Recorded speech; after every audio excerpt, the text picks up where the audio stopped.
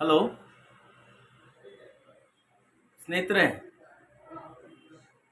ಈಗ ನಿಮಗೆ ನಾನು ಯಾವುದು ಸ್ಟೀವಿಯಾ ಇದೆ ನಮ್ಮದು ಡಯಾಸಿಲ್ ಅದ್ರ ಬಗ್ಗೆ ಹೇಳಲಿಕ್ಕೆ ಇಷ್ಟಪಡ್ತೀನಿ.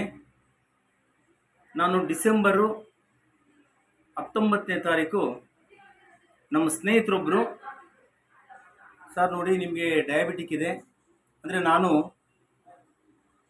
ಮಧುಮೇಹಿ, ಅಂದರೆ ಡಯಾಬಿಟಿಕ್ ಪೇಷಂಟ್. ನನಗೆ ಸುಮಾರು 30 ವರ್ಷಗಳಿಂದ ಈ ಡಯಾಬಿಟಿಕ್ ಇದೆ. 30 ವರ್ಷಗಳಿಂದ ನಾನು ಅಲೋಪತಿ ಮೆಡಿಸಿನ್ಸ್ ತಗೋತಾ ಇದ್ದೀನಿ. ಜೊತೆಗೆ ಶುಗರು ಯಾವತ್ತು ನೋಡಿದ್ರು 300, 320, 340 ಈ ರೇಂಜಲ್ಲಿ ಇರ್ತಾ ಇತ್ತು.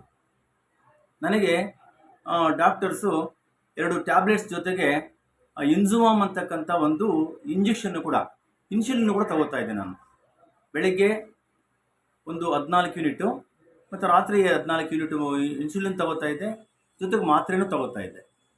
ನಮ್ಮ ಸ್ನೇಹಿತರೊಬ್ಬರು ಡಿಸೆಂಬರ್ 18ನೇ ತಾರೀಕು ಇದನ್ನು ನನಗೆ ಈ ಡಯಾಸಿಲ್ನ ಪರಿಚಯ ಮಾಡಿಸಿದ್ರು.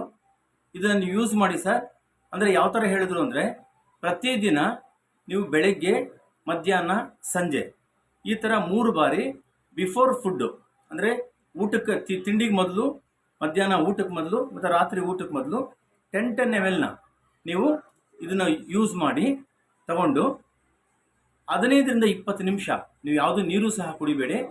ಆದ ನಂತರ ನೀವು ತಿಂಡಿ ತಿನ್ನಿ ಅಥವಾ ಊಟ ಮಾಡಿ ಅಂತ ಹೇಳಿದರು. ಸರ್, ನಾನು ಸಹ 30 ವರ್ಷದ ಮಧುಮೇಹಿಯಾಗಿ ಒದ್ದಾಡ್ತಿದ್ದೆ. ಇದರಿಂದಾದರೂ ಏನಾದರೂ ಉಪಯೋಗ ಆಗುತ್ತೇನೋ ನೋಡೋಣ ಅಂಥೇಳಿ, ಪ್ರಯತ್ನ ಮಾಡೋಣ ಅಂಥೇಳಿ ಒಂದು ಬಾಟಲ್ನ ಸ್ಟಾರ್ಟ್ ಮಾಡಿದೆ ಅವತ್ತು. ಅಂದರೆ ನನಗೆ 1 ತಿಂಗಳು ಬಂತು. 1 ತಿಂಗಳು ನಾನು ಯೂಸ್ ಮಾಡಿದ ನಂತರ ಒಂದು ಸರಿ ಚೆಕ್ ಮಾಡಿದೆ, ಒಂದು 20ರಿಂದ 30 ವೇರಿಯೇಷನ್ ಕಾಣ್ತು. ಅಂದರೆ 300 ಮಟ್ಟಿಗೆ ಬಂತು, 300, 280 ಆ ಮಟ್ಟಿಗೆ ಬಂತು. ಅದೇ ರೀತಿ ನಾನು 2 ಬಾಟಲ್ನ ಪೂರ್ತಿ ಮಾಡಿದೆ. ಪೂರ್ತಿಯಾಗಿ 3 ಬಾಟಲ್ ಲಾಸ್ಟ್ ಮಂತ್, ಅಂದರೆ ಮಾರ್ಚ್ ತಿಂಗಳಿಗೆ 3 ಬಾಟಲ್ ಕಂಪ್ಲೀಟ್ ಆಯಿತು. 3 ಬಾಟಲ್ ಕಂಪ್ಲೀಟ್ ಆದಮೇಲೆ ನಾನು ಹೋಗಿ ಮತ್ತೆ ನನ್ನ ಒಂದು ಬ್ಲಡ್ ಶುಗರ್ನ ಚೆಕ್ ಮಾಡೋಣ ಅಂತ ನಾನು ಚೆಕ್ ಮಾಡಿದಾಗ ನನಗೆ ತಿಂಡಿ ತಿಂದ ನಂತರ ನನಗೆ 190ಗೆ ಬಂತು. ಅಂದರೆ 320, 310 ರೇಂಜ್ ಇರ್ತಕ್ಕಂಥದ್ದು ಇದು ನನಗೆ 190 ಲೆವೆಲ್ಗೆ ಬಂತು. ನಾನು ಇವಾಗ 3 ಬಾಟಲ್ ಕಂಪ್ಲೀಟ್ ಆದ ತಕ್ಷಣ ನಾನೇನು ಮಾಡಿದೆ, ನಾನು ತಗೊಳ್ತಾ ಇರ್ತಕ್ಕಂಥ 2 ಟೈಮ್ ಇನ್ಸುಲಿನ್ನು ಕೂಡ ಸ್ಟಾಪ್ ಮಾಡಿದ್ದೀನಿ. ಇವತ್ತು ಬರೀ ನಾನು ಡಯಾಸಿಲ್ ಮಾತ್ರ ಬರೀ 2 ಟೈಮ್ಸು 10 ml ನಾನು ತಗೋತಾ ಇದ್ದೀನಿ.